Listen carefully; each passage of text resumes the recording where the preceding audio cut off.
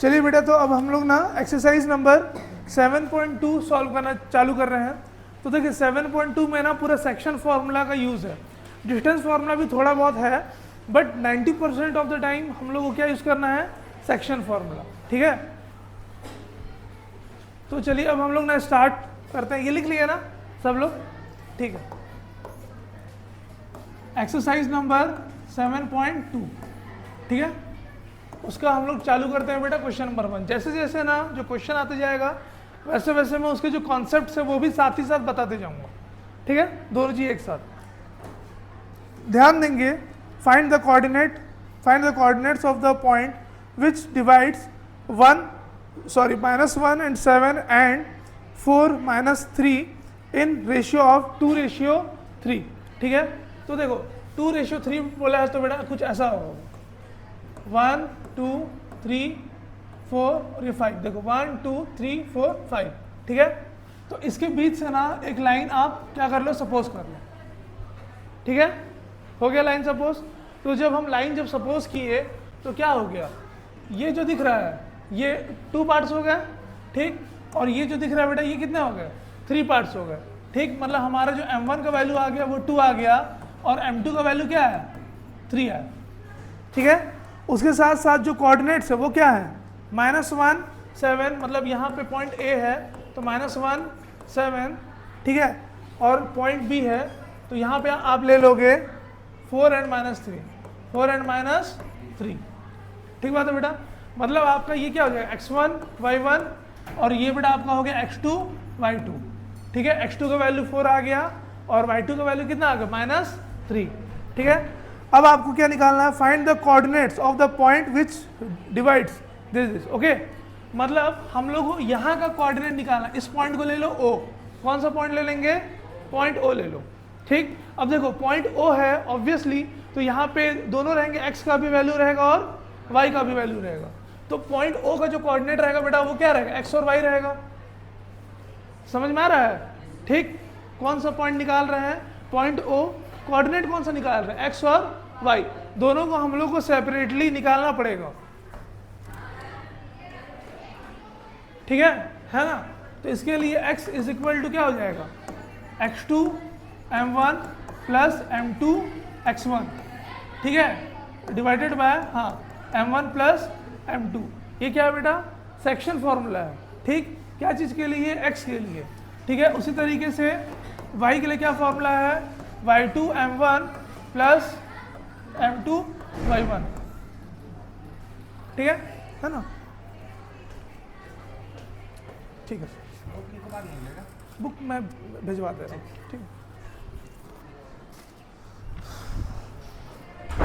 ठीक है बेटा, तो ये आपका हो जाएगा m1 + m2। फॉर्मूला समझ में आया? ठीक हो गया। तो अब देखोगे यहाँ पे x = क्या हो जाएगा, देखो जो x2 का वैल्यू क्या है, 4 है, 4 इंटू यहाँ पे जो m1 है वो क्या है बेटा, 2 है, तो 4 × 2 प्लस फिर क्या लेना है, m2, 3 × x1, x1 का वैल्यू क्या है, -1। इसके बाद क्या, m1 + m2 मतलब 2 + 3। समझ में आया? ठीक, बस फॉर्मूला में क्या करते जाना है, वैल्यू पुट करते जाना है। इसके बाद y वाले के लिए देखो, y के लिए जो y2 है बेटा वो क्या है, -3 है, और जो ये m1 है वो है 2। ठीक है, प्लस यहाँ पे जो ये m2 है वो क्या है, 3 है, इंटू जो y1 है वो क्या है, 7 है। ठीक है, होल डिवाइडेड बाय क्या हो जाएगा, फिर से m1 + m2 मतलब 2 + 3। बात समझ में आया? ठीक है, अब देखो इतना करने के बाद x = क्या हो जाएगा, 4 2 = 8 हुआ, 8 प्लस यहाँ पे डायरेक्ट कर लेते हैं ना, प्लस माइनस क्या आ जाएगा, माइनस आएगा, 3 1 = 3 अपॉन क्या आया, 5 आया। ठीक, इसके बाद देखो y = 3 2 = -6। ठीक है, इसके बाद प्लस ये क्या हो जाएगा, 3 7 = 21 अपॉन 2 + 3 5। ठीक बात है बेटा। अब देखो x = यहाँ क्या हो जाएगा, 5/5 कैंसिल आउट हुआ, क्या बचेगा, 1। मतलब x की वैल्यू क्या आ गई हमारे पास, 1 आ गई। ठीक है, उसी तरीके से y का वैल्यू निकालेंगे तो क्या हो जाएगा, -6 प्लस 21, तो ये क्या आ जाएगा 15 आएगा, 15/5, 5 1 5 3 सा, तो ये हमारे पास y का वैल्यू कितना आ गया 3 आया। मतलब इसके जो कोऑर्डिनेट जो आ जाएंगे बेटा, कोऑर्डिनेट जो आ जाएंगे वो होगा हमारा, हाँ 1 और 3, क्योंकि x का वैल्यू हमेशा पहले होता है और y का वैल्यू हमेशा बाद में होता है, तो क्या होगा कोऑर्डिनेट 1 और 3 हो जाएगा। ठीक है, चलिए फटाफट लिखिएगा 1 नंबर क्वेश्चन।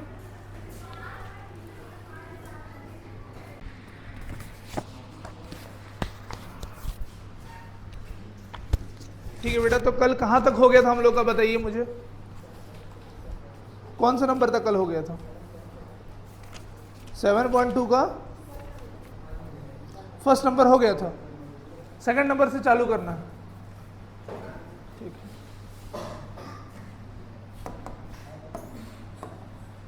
तो बेटा देखिएगा, सब कोई खोल लीजिएगा एक्सरसाइज नंबर 7.2 का सेकंड नंबर। ठीक है, क्या बोल दिया है, find the coordinates of the points of try section. अच्छा एक चीज बताओ, ट्राई सेक्शन का क्या मतलब समझते हो आप लोग? ट्राई सेक्शन का क्या मतलब समझते हो? ट्राई सेक्शन का बेटा मतलब ये होता है, नहीं ट्रायंगल नहीं, किसी भी लाइन को जब हम 3 पार्ट्स में इक्वली बांट दें, ठीक है, तो उसको हम क्या बोलेंगे, ट्राई सेक्शन बोलेंगे। किसी भी चीज़ को, किसी भी लाइन को, किसी भी वुड के पीस को, किसी भी एल्युमिनियम के पीस को, या किसी भी आयरन बार को अगर हम लोग 3 इक्वल पार्ट्स में बांट देते हैं, उसी को हम ट्राइसेक्शन के नाम से जानते हैं। ठीक है, तो यहाँ पे ट्राइसेक्शन बोल दिया है of the line segment joining 4 -1 and -2 3। ठीक है, तो देखो सबसे पहले बेटा थोड़ा कुछ समझना। देखो जैसे मान लो कि एक ये लाइन है, ठीक है ना, ये लाइन हो गया ए बी, ये सी और ये क्या डी। ठीक है, 4 पॉइंट्स, 3 अलग अलग सेक्शंस, ट्राई सेक्शंस। ठीक है, अब देखो ये आपका फर्स्ट पार्ट हो गया, ठीक, ये सेकंड और ये थर्ड। तो इसको हम चाहें तो दो तरीके से बांट सकते हैं। कैसे बांट सकते हैं? या तो हम क्या ले लें, 1:2 ले लें, ठीक, तो भी क्या होगा 3 होगा। या फिर बेटा क्या ले सकते हैं, 2:1 ले सकते हैं। ठीक है, तो क्या हो जाएगा इसमें, एक बार m1 का वैल्यू हमको 1 लेना पड़ेगा, m2 का वैल्यू क्या लेना पड़ेगा 2। ठीक, तब जब हम कौन सा ट्राइसेक्शन लेंगे, 1:2। बट जब हम 2:1 का ट्राइसेक्शन लेंगे, कौन सा बेटा 2:1, तो यहाँ पे जो आपका m1 होगा वो हो जाएगा 2 और m2 हो जाएगा 1। सबको ये चीज़ समझ में आया? ठीक, 3 पार्ट को बांटने का बस यही 2 तरीका है पूरे संसार में, इसके अलावा कोई पार्ट में नहीं बांट सकते। अब काफ़ी लोग महान अनुभव लोग बोल सकते हैं कि सर 1.5 भी तो लिख सकते हैं बेटा, बट 1.5 से आप ट्राइसेक्शन इनको डिवाइड नहीं कर पाओगे, रेशियो शो नहीं कर पाओगे। ठीक है, रेशियो बताने के लिए अपने को या तो 1:2 करना पड़ेगा या तो 2:1 करना पड़ेगा, तभी इन दोनों को ऐड करने पे क्या आएगा 3 आएगा। समझ में आया? ठीक, चलो अब देखो जो कोऑर्डिनेट्स हैं वो क्या है, 4 -1, 4 है, -1 है, इसके बाद बेटा क्या है -2 -3 है, -2 है और ये -3। ठीक बात है, ये चीज़ समझ में आ गया। तो आप लिख लो x1 y1 और इसको आप लिख लोगे x2 y2। ठीक बात है, एक बार इस तरीके से सॉल्व करेंगे, एक बार इस तरीके से सॉल्व करेंगे। ठीक है ना। तो अब देखो, अब हम लोग को जैसे इसके लिए ढूंढना है, ठीक, याद रखना कि जब हम 1:2 जब लिखेंगे तो किसके लिए ढूंढेंगे, इस पॉइंट के लिए। कौन सा पॉइंट, पॉइंट बी के लिए। ठीक बात है, समझ में आया है ना। तो पॉइंट बी के लिए x का वैल्यू अगर ढूंढना है तो क्या हो जाएगा, x2 m1 plus m2 x1 upon m1 plus m2। ठीक है, तो x is equal to x2 का वैल्यू देखिए बेटा कितना है, -2 इंटू m1 का वैल्यू 1 प्लस जो m2 का वैल्यू क्या है 2 है, इंटू x1 का वैल्यू कितना है 4 है। हो गया, होल डिवाइडेड बाय क्या हो जाएगा m1 प्लस m2, मतलब 1 प्लस 2। हो गया, बात समझ में आया? तो बेटा ये आपका हो जाएगा x is equal to -2 plus 2 4 ज़ा 8 अपॉन 3, ठीक ना। तो ये क्या हो जाएगा 5 नहीं सॉरी 6 -6 नहीं होगा 6 होगा 6 अपॉन 3, यानी 3 1 ज़ा 3 2 ज़ा, तो क्या वैल्यू है x का 2 है, ठीक। तो चलो भाई x का वैल्यू तो निकल गया, कितना आया 2 है, ठीक। अब उसी तरीके से बेटा हम y का भी वैल्यू निकाल लेंगे, ठीक है। तो y वाले में क्या हो जाएगा y2 m1 plus m2 y1 upon m1 plus m2, ठीक है। इसको अभी के लिए हटा दे रहे हैं ना, बाद में लिख लेंगे, ठीक ठीक है बेटा। तो इसमें हो जाएगा ये y is equal to y2 का वैल्यू क्या है बेटा -3 है, ठीक। और है हमारे पास क्या m1 का वैल्यू हो जाएगा 1 प्लस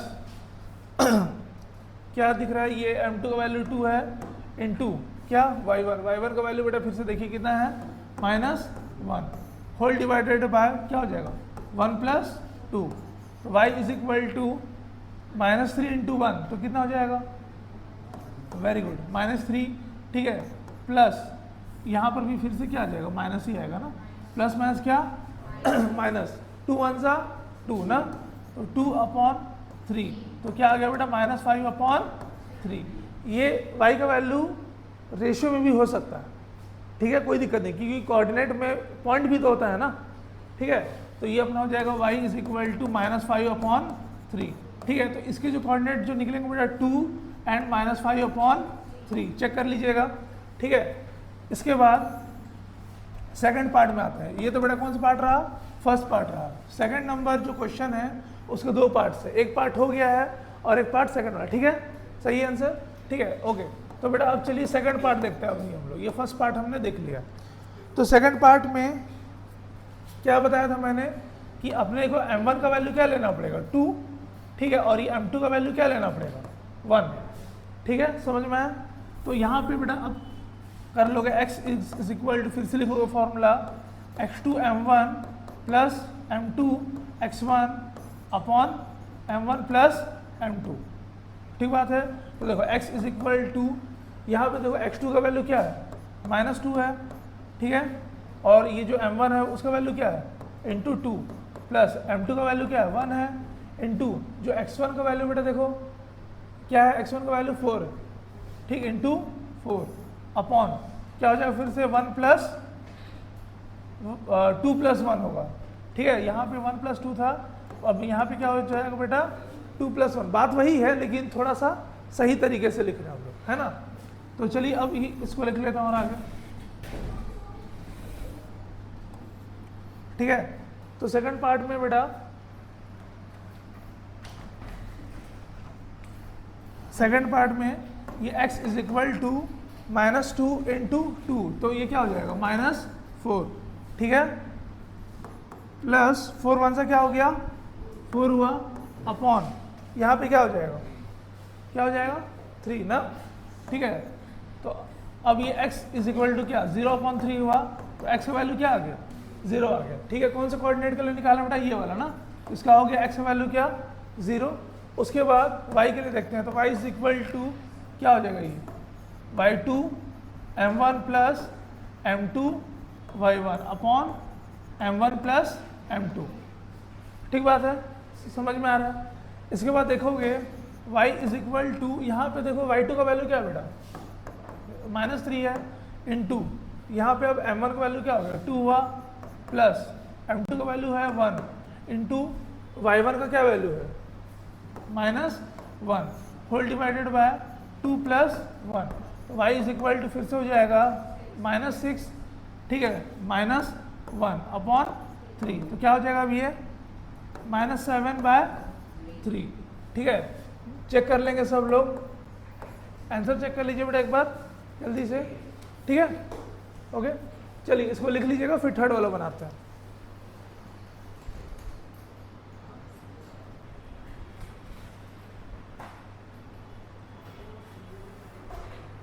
तो देखिए बेटे थर्ड नंबर जो है ना बहुत अच्छा क्वेश्चन है और बहुत बार एग्जाम में आता भी है, ठीक है। क्या बोल दिया है, to conduct sports day activities in your rectangular shaped school ground ABCD line have been drawn with chalk powder at a distance of 1 meter each.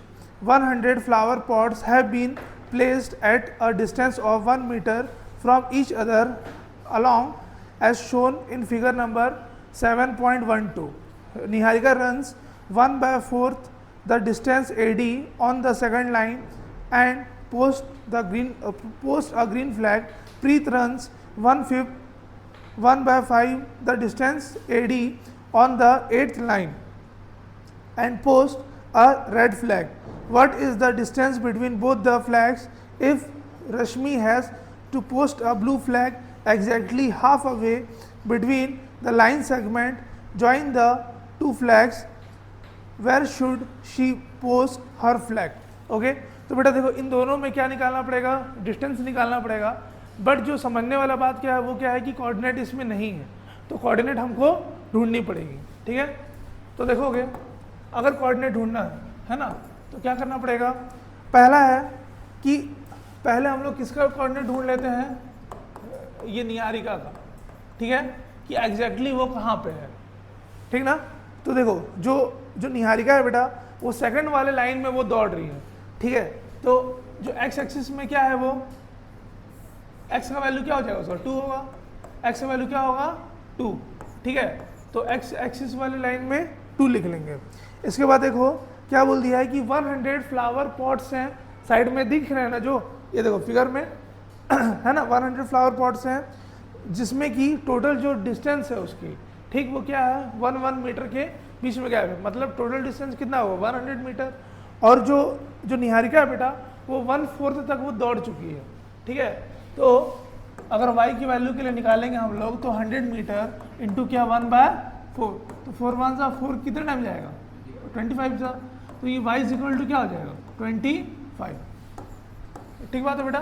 तो जो निहारिका का जो पोजीशन है वो क्या होगा 2 and 25, ठीक है, ये इनका है।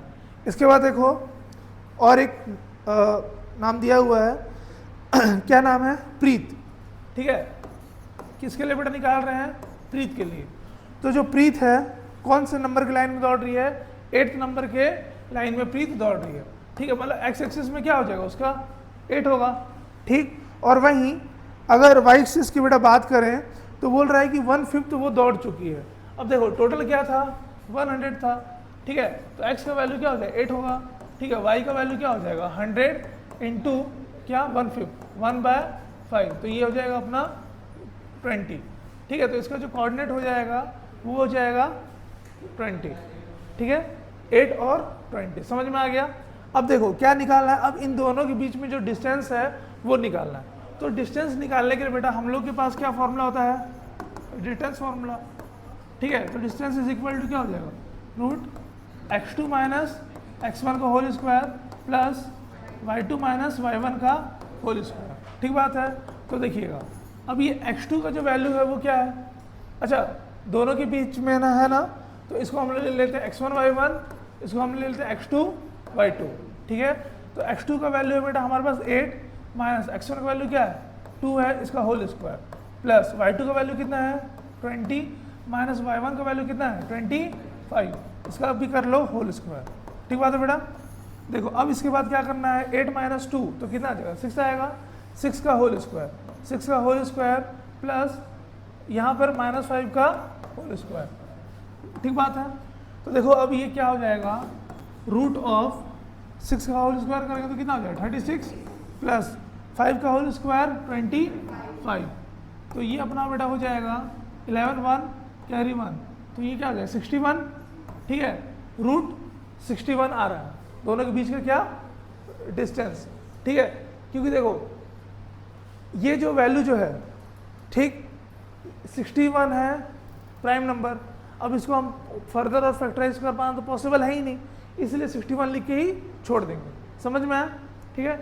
अब देखो क्या बोल रहा है, एक और है जो स्टूडेंट उसका नाम है रश्मि, और वो एग्जैक्टली क्या है कि इन दोनों के बीच में है, ठीक है, मतलब जो ये कोऑर्डिनेट है बेटा और ये कोऑर्डिनेट है इनके जस्ट कहाँ पे आ रही है, वो बीच में कोई भी झंडा वो गाड़ने वाली है, ठीक बात है। तो यहाँ पर क्या हो जाएगा x is equal to x1 plus x2 by 2 और y is equal to y1 plus y2 by 2। समझ में आ रहा है बात? क्यों? क्योंकि ये x1 का कोऑर्डिनेट है, ये x और y, ये कोऑर्डिनेट क्या चीज़ का है? तो निहारिका का। और ये कोऑर्डिनेट मतलब किसका है? प्रीत का है। अब निहारिका और प्रीत के बीच में जो रश्मि है उसको भाई कोई भी पोजीशन लेकर के झंडा काटना पड़ा, ठीक है? तो इस तरीके से निकालें। तो x इज इक्वल टू बेटा क्या हो जाएगा? x1 का वैल्यू हो गया 2 और x2 का वैल्यू कितना हो गया? 8, ठीक है? अपॉन कितना? 2। तो x इज इक्वल टू क्या हो जाएगा बताओ? हाँ, 10/2 इज इक्वल टू कितना? 5। तो कोऑर्डिनेट में x की वैल्यू आ गई 5, ठीक है? अब देखो y के लिए क्या कर लेंगे? y1 क्या है? 25 है, प्लस y2 क्या है बेटा? 20 है, अपॉन कितना? 2। तो ये क्या हो जाएगा? 45/2। y का मतलब क्या? 22.5 हो गया। तो 22.5 चेक कर लीजिए एक बार आंसर, ठीक है बेटा? इसको सॉल्व कर लो, फिर इसके बाद हम लोग सॉल्व करते हैं क्वेश्चन नंबर 4।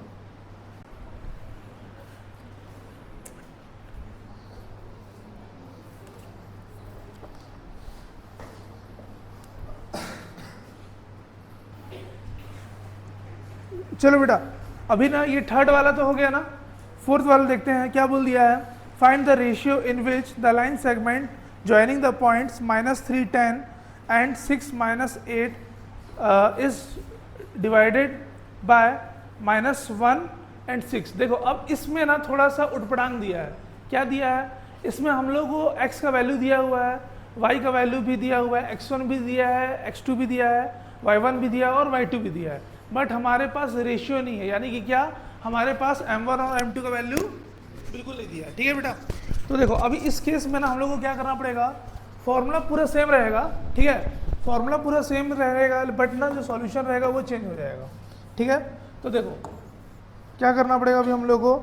क्वेश्चन नंबर 4 है ना, तो बेटा इसमें है -3 एंड 10, -3, 10 है और उसके बाद क्या है? हाँ 6 है और ये -8, ठीक है? इसका मान लो x1, y1, x2, y2, ठीक बात है? क्या हो गया बेटा?